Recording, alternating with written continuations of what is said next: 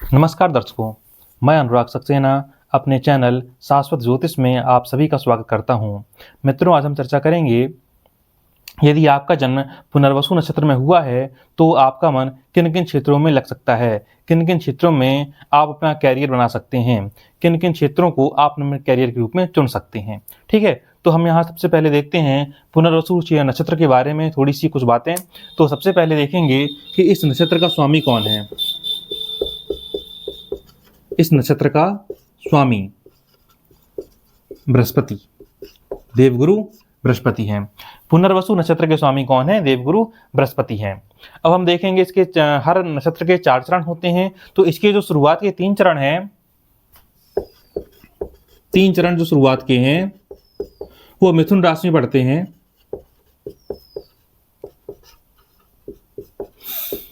और इसका मिथुन राशि का स्वामी है बुध। और जो चौथा चरण है,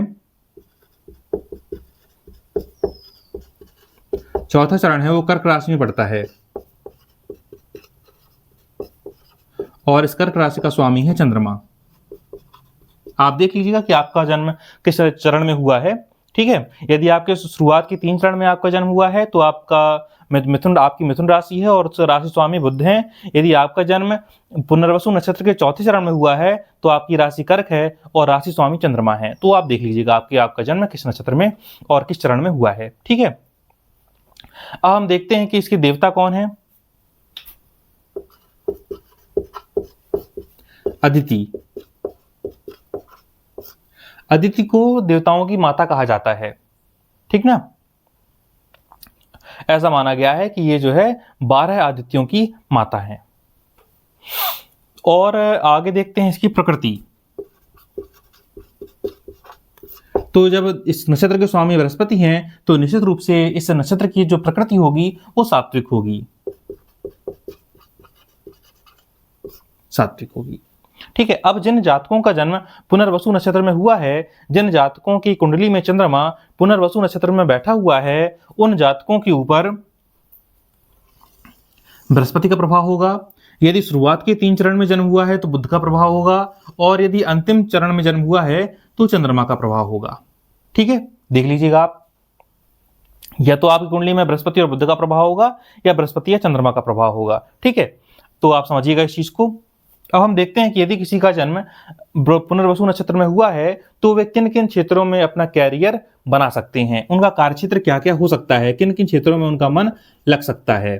तो हम सीधे सीधे कार्यक्षेत्र पे आते हैं। तो हम देखेंगे सबसे पहले, जो कि देवगुरु बृहस्पति हैं, ये समझ लीजिए कि ऐसे लोग मेहनत वाला काम करना पसंद नहीं करते। ऐसे लोग ऐसा काम करना पसंद करते हैं जिसमें बुद्धि का प्रयोग, जिसमें वाणी का प्रयोग होता हो। ठीक ना, तो हम यहाँ देखेंगे सबसे पहले कवि। पुनर्वसु नक्षत्र में जन्मा जातक एक कवि बन सकता है। उनके अंदर कवि के लक्षण हो सकते हैं। वो बहुत अच्छा विद्वान होता है, वो बहुत अच्छा लेखक होता है, वो एक ज्योतिषी के रूप में नाम कमा सकता है। कवि, विद्वान, लेखक, ज्योतिषी। और आपने देखा होगा जो कथाकार होते हैं, इनको आप कथाकार कह लीजिए, इनको आप प्रवचनकर्ता कह लीजिए, इनको आप उपदेशक कह लीजिए। ठीक है, और हम कहते हैं धर्माचार्य। फिर हम देखते हैं मठाधीश।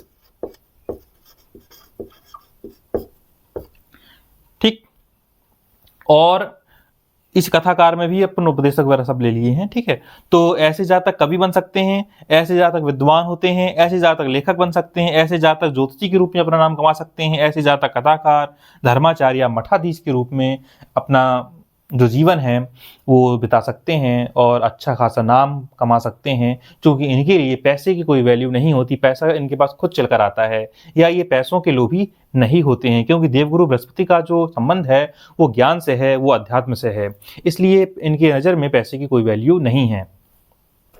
पैसा खुद इनके पास चल कर आता है। ठीक है, ये पैसों के पीछे नहीं भागते। अब हम देखेंगे ऐसे लोग पत्रकार बन सकते हैं, इसमें भी बुद्धि का प्रयोग होता है। ऐसे लोग संवाददाता, ऐसे लोग प्रकाशन के क्षेत्र में काम कर सकते हैं, ठीक है। और ऐसे लोग संशोधक, ऐसे लोग अनुवादक, ट्रांसलेटर, ठीक है। और ऐसे लोग दुभाषिया, जैसे मान लीजिए दुभाषिया मतलब दो भाषाओं के जानकार।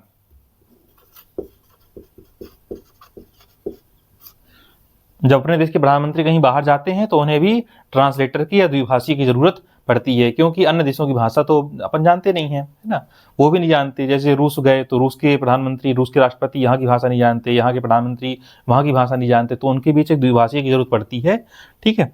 तो द्विभाषिया जो है ऐसे लोग बन सकते हैं। फिर ऐसे लोग शिक्षक,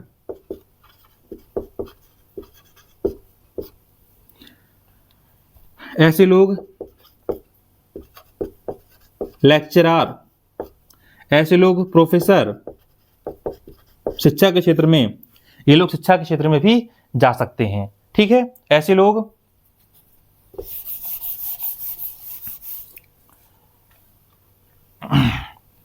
अब ऐसे लोग कहां जाएंगे, ऐसे लोग कानून के क्षेत्र में जाते हैं।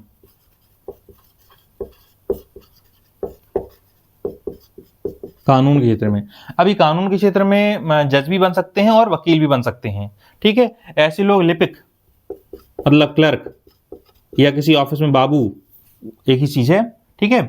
लिपिक हो गया है यहाँ पर सचिव, और या किसी प्रकार का कर्मचारी। अब कर्मचारी तो अधिकतर पढ़े लिखे ही होते हैं, पढ़े लिखे लिखा पढ़ी का काम रहता है, इनका दिमाग से काम करते हैं। तो ऐसे लोग जो बुद्धि से और वाणी से अपना काम करते हैं, उनका संबंध जो है बृहस्पति से बन जाता है।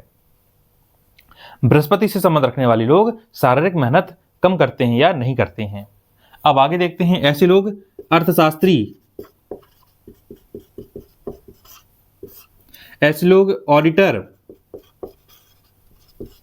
ऐसे लोग अकाउंटेंट, ठीक है। यहां पर ये चीजें आ रही हैं बुध के प्रभाव के कारण। क्योंकि यदि आपका जन्म शुरू के 3 नक्षत्रों में हुआ है, 3 चरणों में हुआ है, तो निश्चित रूप से आपकी राशि मिथुन होगी और उसके स्वामी बुध होंगे, और ये जो बुध हैं ये आपको ऐसे क्षेत्रों में ले जाने का प्रयास करते हैं, ठीक। आगे अपन देखते हैं,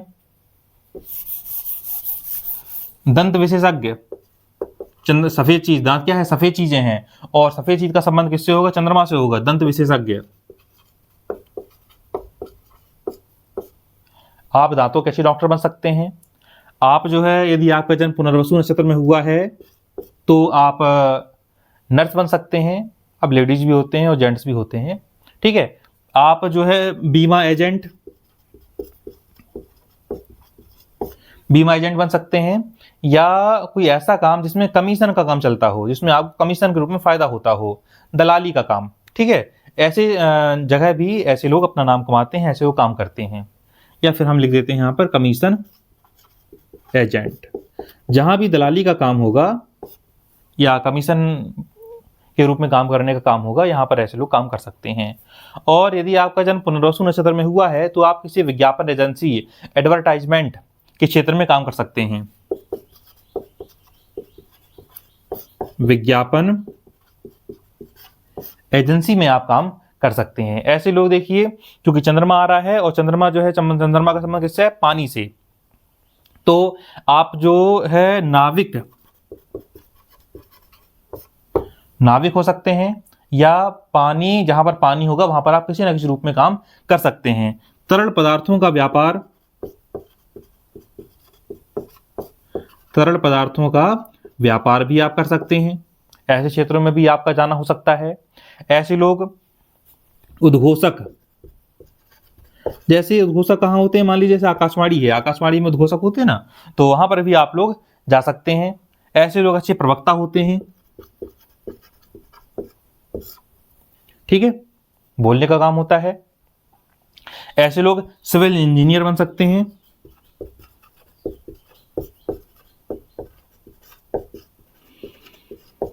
सिविल इंजीनियर। और ऐसे लोग जो जिनका संबंध बृहस्पति से होता है, ऐसे लोग जनता के बीच भी लोकप्रिय होते हैं। और देखिए और क्या क्या बन सकते हैं ऐसे लोग, या जनता से जो आप कोई काम कर सकते हैं, जैसे एक और काम है राजदूत, ऐसे लोग राजदूत बन सकते हैं, ऐसे लोग रजिस्ट्रार बन सकते हैं, ऐसे लोग वस्त्र विक्रेता हो सकते हैं, यदि ऐसे लोग वस्त्रों को बेचने में काम करें तो इन्हें सफलता प्राप्त होती है। ऐसे लोग डाक विभाग में काम कर सकते हैं, और ऐसे लोग किसी संस्था के हेड होते हैं, मतलब हेड ऑफ डिपार्टमेंट, संस्था प्रमुख,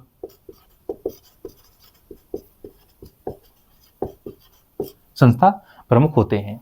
ठीक है, तो जिन जातकों का जन्म पुनर्वसु नक्षत्र में हुआ है वे लोग इन इन क्षेत्रों में अपना कैरियर बना सकते हैं, इन इन क्षेत्रों में उनका मन लग सकता है, उनकी रुचि इन क्षेत्रों में हो सकती है, और अपनी रुचि के क्षेत्र को, अपनी रुचि को ये लोग अपना कैरियर के रूप में ये लोग बना सकते हैं। ठीक है, तो आशा है कि आज का वीडियो आपको अच्छा लगा होगा। आगे आने वाले समय में हम इसके बाद का नक्षत्र देखेंगे।